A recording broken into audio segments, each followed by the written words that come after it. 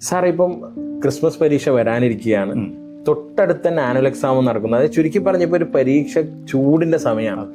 കുട്ടികൾക്ക് പേടി ഉള്ളതുപോലെ തന്നെ രക്ഷിതാക്കൾക്ക് ഇപ്പോൾ ഒരുപാട് ആശങ്കയുണ്ട്. പ്രത്യേകിച്ച് മുമ്പൊക്കെ സർക്കാർ സ്കൂളുകളിൽ കുട്ടികളെ ജയിപ്പിച്ചു വിടുമായിരുന്നു. ഇപ്പം വിദ്യാഭ്യാസ നയം അനുസരിച്ച് മൂല്യനിർണ്ണയം നടത്തി നല്ല മാർക്കുള്ള കുട്ടികൾക്ക് മാത്രമാണ് സ്ഥാനക്കയറ്റം കിട്ടും, പ്രത്യേകിച്ച് 8, 9, 10 ക്ലാസ്സിലൊക്കെ. ഈ സമയത്ത് രക്ഷിതാക്കളായ നമ്മെ സംബന്ധിച്ചിടത്തോളം, പ്രത്യേകിച്ച് ഞാനൊരു എഡ്യൂക്കേഷൻ സ്ഥാപനം നടത്തുമ്പോൾ നമ്മൾ ഏറ്റവും കൂടുതൽ നേരിടുന്ന ചോദ്യം ഇതാണ്. കുട്ടികൾക്ക് പഠിക്കുന്നുണ്ടെങ്കിലും എക്സാമിന് ഇവർക്ക് മാർക്ക് കിട്ടത്തില്ല. എങ്ങനെയാണ് കുട്ടികൾക്ക് എക്സാമിൽ നല്ല പെർഫോം നടത്താൻ പറ്റുക?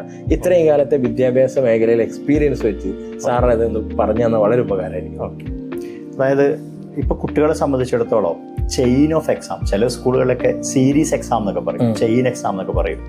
ഒരു ഡിസംബർ ആയി തുടങ്ങിയാൽ പിന്നെ എക്സാമിന്റെ ഒരു കാലഘട്ടം, സീസണാണ്. അപ്പോഴത്തേക്ക് ടൂർ കഴിഞ്ഞു, സ്പോർട്സ് കഴിഞ്ഞു, ആർട്സ് കഴിഞ്ഞു, ഇനി അങ്ങോട്ട് പഠനക്കാലം എന്ന് പറയും. പക്ഷേ ഒരു 60-70% കുട്ടികളെ സംബന്ധിച്ചിടത്തോളം ഇതൊരു ബേർഡൻ ടൈമാണ്.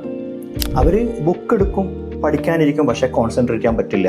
അവർ ആദ്യം ഇന്ന് സോഷ്യൽ എടുക്കും, അപ്പം അത് കുറച്ച് കഴിഞ്ഞിട്ട് അത് അവർ മാറ്റി ഇംഗ്ലീഷ് എടുക്കും. പിന്നെ ഇതാണോ എടുക്കേണ്ടത്, അതാണോ എടുക്കേണ്ടത്, അല്ലെങ്കിൽ ഒരു ചാപ്റ്റർ എടുത്താൽ തന്നെ ടെക്സ്റ്റ് ബുക്കാണോ വായിക്കേണ്ടത്, നോട്ട് ബുക്കാണോ വായിക്കേണ്ടത്, ക്വസ്റ്റ്യൻ പേപ്പറിനാണോ തുടങ്ങേണ്ടത്, ഇങ്ങനെ കുട്ടികൾക്ക് തന്നെ എന്ത് ചെയ്യണമെന്നൊരു ക്ലാരിറ്റി കുറവൊക്കെ ഉണ്ടാവും. ഇതിൽ എൻ്റെ ഒരു എക്സ്പീരിയൻസ്, ഞാൻ 2006 മുതൽ മാൽഡീവ്സിൽ വർക്ക് ചെയ്യുമ്പോഴാണ് IGCSE സിലബസാണ് പഠിപ്പിക്കുന്നത്.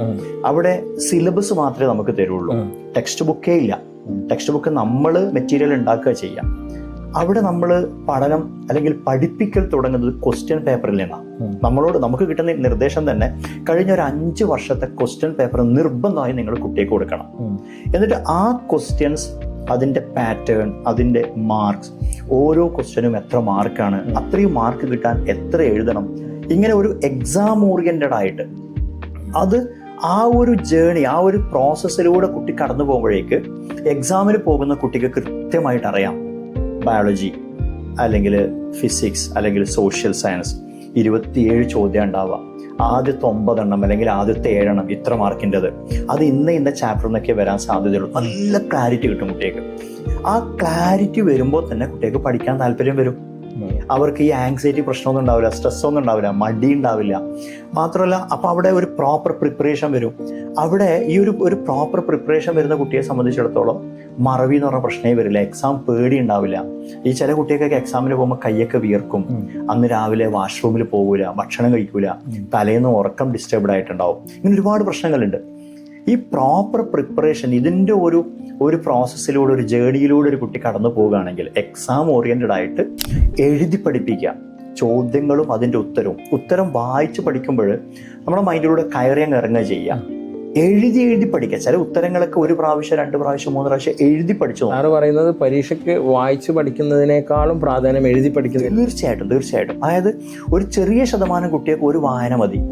അതായത് ഓഡിറ്ററി ആയിട്ടുള്ള കുട്ടികളാണെങ്കിൽ 1 പ്രാവശ്യം കേട്ടാൽ മതിയാവും, ഒറ്റ പ്രാവശ്യം വായിച്ചാലൊക്കെ മതിയാവുന്ന കുട്ടികൾ. പക്ഷെ അത് വളരെ തുലവും കുറവാണ്.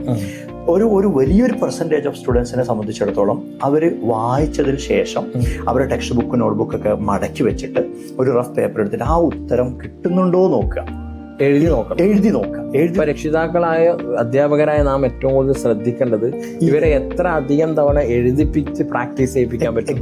എക്സാക്ട്ലി. ആ ഒരു പ്രോസസ്സിലൂടെ പോയാൽ നന്നായിട്ട് കുട്ടികൾക്ക് മാർക്ക് സ്കോർ ചെയ്യാൻ പറ്റും. അല്ലെങ്കിൽ കുട്ടികൾ എന്ത് കരുതുന്നു, പഠിച്ചിട്ടുണ്ട്, വായിച്ചിട്ടുണ്ട്, എല്ലാം കവർ ചെയ്തിട്ടുണ്ട്, എനിക്ക് കിട്ടും. പക്ഷെ എക്സാം കഴിഞ്ഞിട്ട് പുറത്തേക്ക് ഇറങ്ങി വരുമ്പോൾ നമ്മൾ ചോദിച്ചാൽ പറയും എല്ലാം മറന്നുപോയി, അത് കുറച്ച് എഴുതിയുള്ളൂ, ഞാൻ 2 ലൈനേ എഴുതിയുള്ളൂ, നീ അത്ര എഴുതിയോ?